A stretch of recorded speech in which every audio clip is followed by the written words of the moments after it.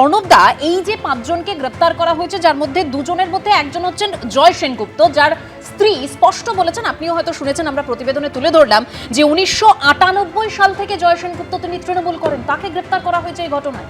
না না, শুধু আপনি জয় সেনগুপ্ত নয়, এই যে 5 জন এখনো পর্যন্ত তদন্ত এগোবে, যত তদন্ত এগোবে তত আরও ভালো করে পরিষ্কার করে বোঝা যাবে। কিন্তু দেখুন, কালকে যে ঘটনাটা ঘটেছে, আমি মনে করি এই ঘটনাটা কিন্তু ঘটারই ছিল। এই জন্য ঘটার ছিল যে 19টা গাড়ির কনভয় এবং হচ্ছে হেলিকপ্টার থেকে উপর থেকে নেমে র্যাম্পে হাঁটছে হচ্ছেন আমাদের ওইয়েরা, মানে যারা হচ্ছেন প্রার্থী তারা। এই জিনিসটা কি পশ্চিমবঙ্গের রাজনীতিতে কখনো দেখা গেছে? কখনো দেখা যায়নি।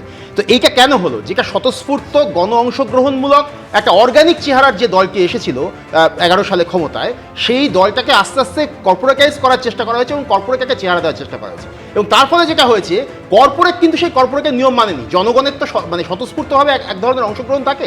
সেই অংশগ্রহণের জায়গাটাকে আপনি যদি ক্রমাগত সেই জিনিসগুলোকে সরিয়ে দেন, ক্রমাগত মানুষের ঠিক লোকগুলোকে যদি না আনেন এবং পুরো জিনিসটাকে আপনি কর্পোরেট চেহারায় ধাঁচে আনবার চেষ্টা করেন, তাহলে কি হবে? একটা বড় সংখ্যক মানুষ আস্তে আস্তে সরে যাবে পাশ থেকে, সরে গিয়ে সেই সমস্ত আবর্জনা বা সেই সমস্ত সেই আগাছাগুলো সামনে চলে আসবে। এবং দল যদি সেখানে রেকটিফাই না করে এবং প্রতি মুহূর্তে যদি সেখানে সঠিক লোকগুলোকে বাছাই করতে না পারে, তাহলে এই ধরনের ঘটনা তো ঘটবে।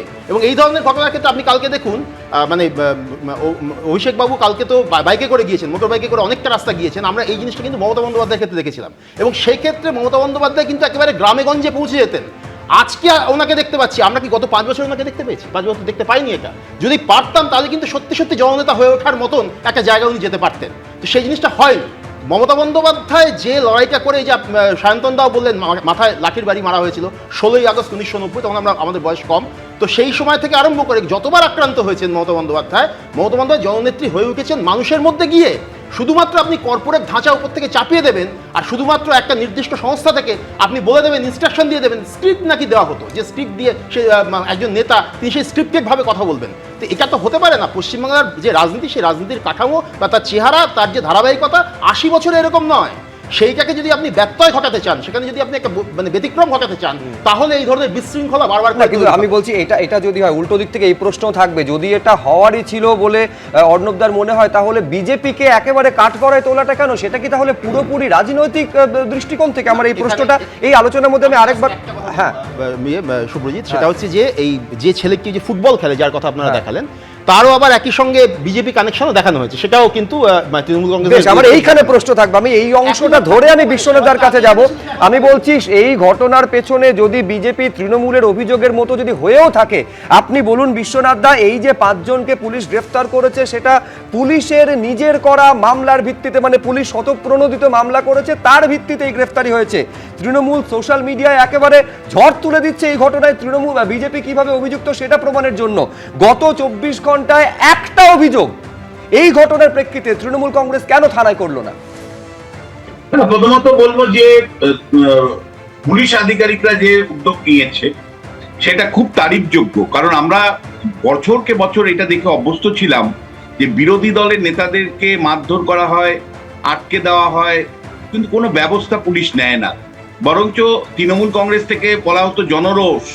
দিনের পর দিন কিভাবে অত্যাচারিত হয়েছে, নাড্ডা থেকে শুরু করে শ্রমিক ভট্টাচার্য, সুকান্ত মজুমদার কিভাবে আক্রান্ত হয়েছিল আমার মনে আছে। দক্ষিণ 24 পরগনায় শুভেন্দু অধিকারী একাধিকবার, বহু লোক আক্রান্ত হতো, এমনকি কংগ্রেস দলের নেতারাও আক্রান্ত, যে সৌম্য কথা মনে আমার আছে।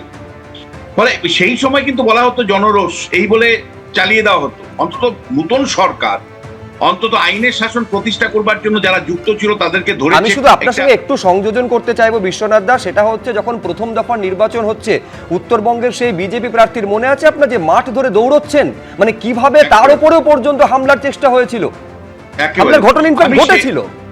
আমি সেই কারণে বলছি যে অন্ততপক্ষে রাজধর্ম পালনের বার্তাটা দিতে পারছে, আমরা কিন্তু এটা পরিষ্কার দেখতে পাচ্ছি। দ্বিতীয় যেটা, যারা ক্ষমতাধর এখন, শ্রমিক ভট্টাচার্য রাজ্য বিজেপি সভাপতি, তিনি পরিষ্কার এই ঘটনার নিন্দা করেছেন। সুকান্ত মজুমদার কেন্দ্রের মন্ত্রী, বিজেপির অন্যতম মুখ, তিনি নিন্দা করেছেন। ফলে আমি কিন্তু বলতে পারি যে শাসক দল কিন্তু বিগত শাসক দল তৃণমূল কংগ্রেসের মতন বেপরোয়া নয়, যে জনরোষ বলেই ছেড়ে দিলাম, এই কথা কিন্তু তারা কখনোই বলছেন না। বরঞ্চ তারা পরিষ্কার করে বলছেন, যদি বিজেপি কোনো কর্মীও যুক্ত থাকে, তাকেও রিয়াত করা হবে না, প্রশাসন তাদের বিরুদ্ধে ব্যবস্থা নেবে। এটা দ্বিতীয় গুরুত্বপূর্ণ বিষয়। তৃতীয় যেটা, সেটা হলো, দেখো অভিষেক বন্দ্যোপাধ্যায়, মমতা বন্দ্যোপাধ্যায় সেদিন কিন্তু আমি বলছি যে যেদিন দলটাকে অমানুষ তৈরি করেছিল, এই অমানুষগুলো যে তাদের বিরুদ্ধে যেতে পারে এক সময়, তারা ভেবেছিল আমরা এদেরকে হুলিগান তৈরি করলাম, এই হুলিগানদেরকে ব্যবহার করব শুভেন্দু অধিকারীর বিরুদ্ধে, সুকান্ত মজুমদারের বিরুদ্ধে, অর্থাৎ বিরোধী দলের নেতাদের বিরুদ্ধে। কিন্তু সেটাতে বুমেরাং হয়ে মমতা বন্দ্যোপাধ্যায় বা অভিষেক বন্দ্যোপাধ্যায়ের বিরুদ্ধেই কাজে লাগতে পারে বা ব্যবহৃত হতে পারে, ওরা কোনোদিন বুঝতে পারেনি। তাই গতকাল যাদেরকে যে লুম্পেন ক্লাসটা তৈরি করেছিল মমতা বন্দ্যোপাধ্যায়, অভিষেক বন্দ্যোপাধ্যায়, সেই লুম্পেন ক্লাসটাই কার্যত এই ধরনের উদ্যোগ নিয়েছিল, যাতে করে অভিষেক বন্দ্যোপাধ্যায়কে অ্যাসাল্ট করে এটা প্রমাণ করতে যে তারা কত বিজেপি করে। এটা তো তুমি জানো যে 4 তারিখে কাউন্টিং এর পরেই হঠাৎ করে কিছু বিজেপি হয়ে গেছিল, যদিও শ্রমিক ভট্টাচার্য বা শুভেন্দুরা সেটা আটকানোর চেষ্টা করছেন, কিন্তু ওই হঠাৎ করে বিজেপি হয়ে যাওয়ার একটা উদ্যোগ। কিন্তু আমার প্রশ্ন হচ্ছে যে উদ্যোগটার মধ্যে একটু কারা আছে? তৃণমূল কংগ্রেসের সাথে যুক্ত এমন নাম পাওয়া যাচ্ছে।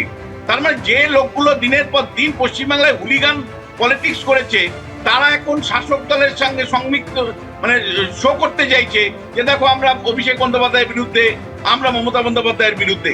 ফলে রাজ্য রাজনীতির সংস্কৃতিগত পরিবর্তনটা কিন্তু খুব ইম্পর্টেন্ট, শুক্র আমি বলছি। দ্বিতীয় বিষয় যে এটা ভারতবর্ষের সর্বত্র ক্ষমতা পরিবর্তন হয়, কিন্তু তৃণমূল কংগ্রেস যে অন্যায় করেছে, যেভাবে অত্যাচার করেছে, যে তার ফলে সাধারণ মানুষের মধ্যে বহিঃপ্রকাশ করছে, তারা ক্ষোভ দেখাচ্ছে, বিক্ষোভ দেখাচ্ছে, ঘৃণা পোষণ করছে। কেন মানুষ আজকে উল্লসিত? কেন সারা পশ্চিমবাংলা জুড়ে মানুষ মনে করছে যে ন্যায় বিচার হচ্ছে? এই অভিষেক বন্দ্যোপাধ্যায়ের যে কালকে ঘটনাটা, মানুষের দুঃখ নেই, মানুষ কেন আনন্দ বোধ করছে? কেন মমতা বন্দ্যোপাধ্যায়ের বিরুদ্ধে কোনো অভিযোগ যখন আসছে তখন আনন্দ বোধ করছে? কেন মমতা বন্দ্যোপাধ্যায় এবং অভিষেক বন্দ্যোপাধ্যায়ের বিরুদ্ধে যখন লোক চোর চোর বলছে তখন মানুষ সহর্ষ আনন্দ প্রকাশ করছে? তৃণমূলকে বুঝতে হবে যে গত 15 বছর ধরে যে শাসন ব্যবস্থা তারা কায়েম করেছিল, দুর্বৃত্তের শাসন ব্যবস্থা, যেটা দিনের পর দিন তোমার স্টুডিওতে আমরা যারা বলেছি, আমাদেরকে বলা হয়েছে মিথ্যে কথা বলবেন না, সাজানো কথা বলবেন না, আপনি বিজেপির লোক, এইভাবে আমরা দিনের পর দিন নিন্দিত হয়েছে, তিরস্কৃত হয়েছি। আজকে সাধারণ মানুষ কিন্তু হিসাব বুঝে নিতে চাইছে। আজকে সাধারণ মানুষ কিন্তু একেবারে একজন কাউন্সিলর থেকে শুরু করে একজন পঞ্চায়েত সদস্য, তারা যেভাবে টাকা খেয়েছে, দুর্নীতি করেছে, সাধারণ মানুষকে বাড়ি দেওয়ার নাম করে টাকা নিয়েছে, 100 দিনের কাজের থেকে টাকা নিয়েছে, বিভিন্ন কাজ করতে গিয়ে টাকা নিয়েছে, আজকে তারা বলছে যে আমাদের টাকা ফেরত দাও, আমরা ন্যায় বিচার চাই। এই উত্তর কিন্তু মমতা বন্দ্যোপাধ্যায়, অভিষেক বন্দ্যোপাধ্যায়কে লাগাতার দিয়ে যেতে হবে। এবিপি আনন্দ এগিয়ে থাকে, এগিয়ে রাখে।